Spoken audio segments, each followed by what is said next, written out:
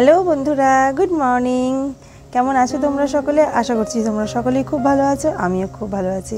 মিতালিস ওয়ার্ল্ডে আমি তোমাদের বন্ধু মিতালি চলে এসেছি আজকে একটা নতুন ব্লগ নিয়ে।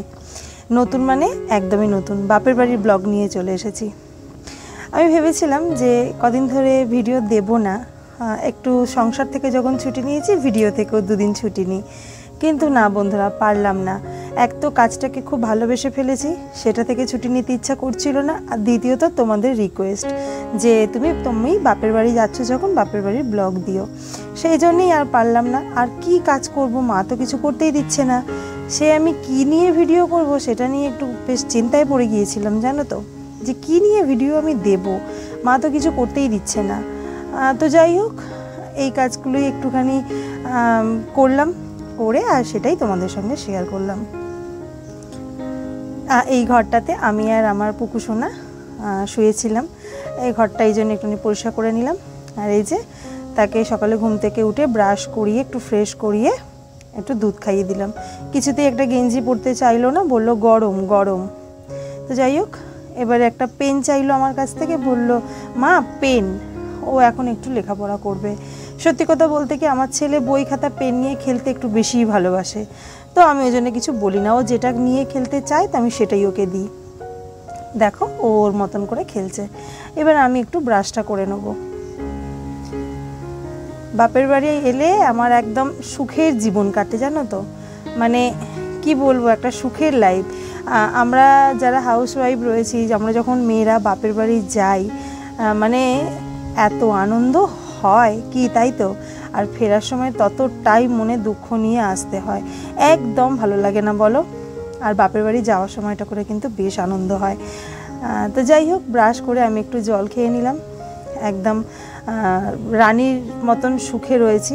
শ্বশুরবাড়িতেও আমি রানীর মতন সুখেই থাকি, তফাৎটা হচ্ছে ওখানে সমস্তটা কাজ করে নিজেকে নিতে হয়, আর এখানে একদম কিছুই করতে হয় না। তো মাকে বললাম দাও চাটা আমি করি। মা বলল যে হ্যাঁ ঠিক আছে করে নাও, তাহলে তুই কর চাটা।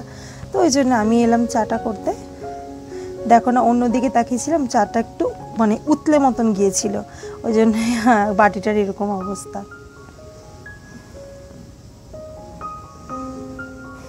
তো এবার আমি চাটা ছেঁকে নেবো।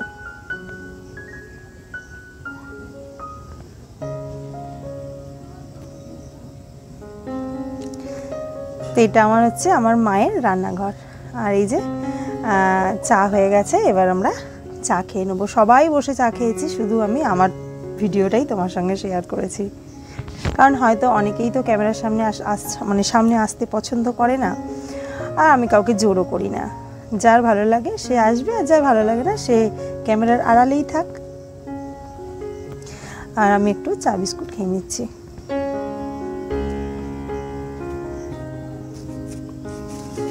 চায়ের কালারটা এসছে দেখেছো, দুর্দান্ত। গিয়েছিলাম এই পাশে একটু কাকিমার কাছে, মানে আমার ছেলে গিয়েছিল বলে ওকে খুব মানে করতে, ওকে ডাকতে আমিও গিয়েছিলাম, মায়ের সাথে গিয়েছিল আমার পুচকু। আর এসে আমি ভাবলাম কি টিফিন করব, তো ভাবলাম একটুখানি আলু ভাজা দিয়ে একটু মুড়ি টুড়ি খাবো, তো ওই জন্য একটু আলু কেটে নিচ্ছি। মা এটাও করতে দিচ্ছিল না, মা বললো তুই রাগ, আমি করে নিচ্ছি, কিন্তু কিছু তো জিনিস দিয়ে ভিডিওটাকে দাঁড় করাতে হবে, তো কি দিয়ে দাঁড় করাবো। তো আমি বললাম না না আমিই করছি, তুমি বাবুকে নিয়ে বসো, বলে আমি এই যে একটু আলু ভাজার আলু কেটে নিলাম। ভেবেছিলাম তোমাদের সঙ্গে হালকা করে আনাজ কাটা, হালকা করে রান্না করা, সেগুলোও শেয়ার করব। ওই যে মা বলছে বাড়িতে তো করিস, আবার এখানেও এসে করবি, যা কিচ্ছু করতে হবে না তোকে। আর মা ছাড়া এই কথা কেই বা বলবে বলো তো। যাকগে, এবার দেখো আমি একটু আলু ভেজে নিচ্ছি। আলু ভাজা দিয়ে মুড়ি খেতে বেশ ভালো লাগে, সাথে যদি একটুখানি ছোলা থাকে, বা আর তোমার ওই ঝুরি ভাজা আর শশা, আর কিছুই সেরকম একটা চাই না।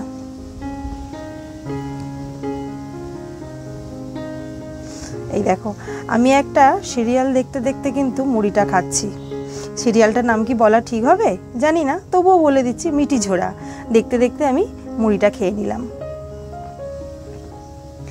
আর মা আমাকে একটু চুলের মধ্যে কয়েকটা হোম রেমেডি হেয়ার কেয়ার থাকে, সেটা মা দেখেছে ফোনে বলল যে আয় তোকে আমি করে দিই, তুই তো বাড়িতে নিজের জন্য একদম সময় পাস না, আয় আমি মানে মা যেটা করে আর কি সেটাই দিয়েছে। এইটার মধ্যে অ্যালোভেরা আছে, জবা ফুল আছে, আর কি আছে, তেল, নারকোল তেল আছে, আরও কি দিয়েছে মনে নেই, আমি ঠিক মায়ের কাছ থেকে জেনে তোমাদের সঙ্গে শেয়ার করব।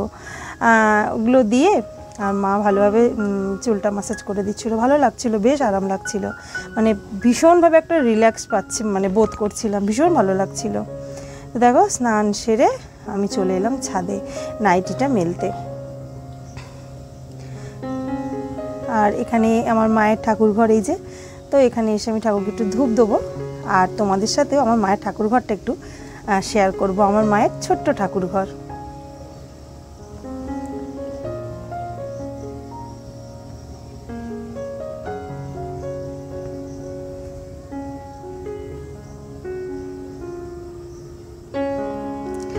এই দেখো আমার মায়ের সেই ছোট ঠাকুর ঘর, যেটা অনেক স্বপ্নের, ছোট্ট বাড়ি, স্বপ্নের বাড়ি, ছোট্ট ঠাকুর ঘর, একদম স্বপ্নের মতো।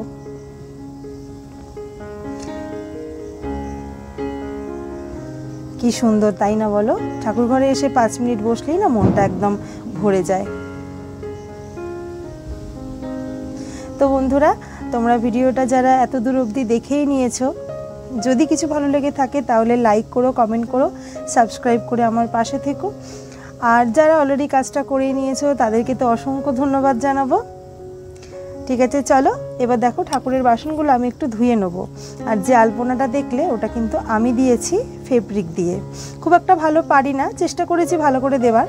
তো একটু আলপনাও আমি ফেব্রিক দিয়ে দিয়েছিলাম। মা বললো বৃহস্পতিবার আলপনা দিতে খুব অসুবিধা হয়, তোরা 2 বোন বিয়ে হয়ে চলে যাওয়ার পরে আমিও ঠিক পারি না, একবার আমাকে দিয়ে দিস। তো আমি বললাম ঠিক আছে চলো, বলে আমি একটুখানি একদিন সময় করে দিয়ে দিয়েছিলাম আলপনাটা। তো দুপুরের দিকে এলাম, মা খাওয়া দাওয়া করে কাপড়টা যখন ধুয়ে নিল, আমি বললাম দাও তোমাকে ছাদে যেতে হবে না, আমি একটু এগুলো মেলে দিয়ে আসি। আর আকাশটা না বেশ মেঘ করেছিল, মা বলল শেডের তলায় দে, যদি একটু ঘুমিয়ে পড়ি আবার ভিজে যাবে। কোথায় বৃষ্টির কোনো দেখাই নেই। তো যাই হোক, প্রচণ্ড হাওয়া দিচ্ছিল, হাওয়াতেই সব কিছু শুকনো হয়ে গেছে। আর যেগুলো শুকনো হয়ে গেছে সেগুলো নিয়ে আমি নিচে চলে যাব।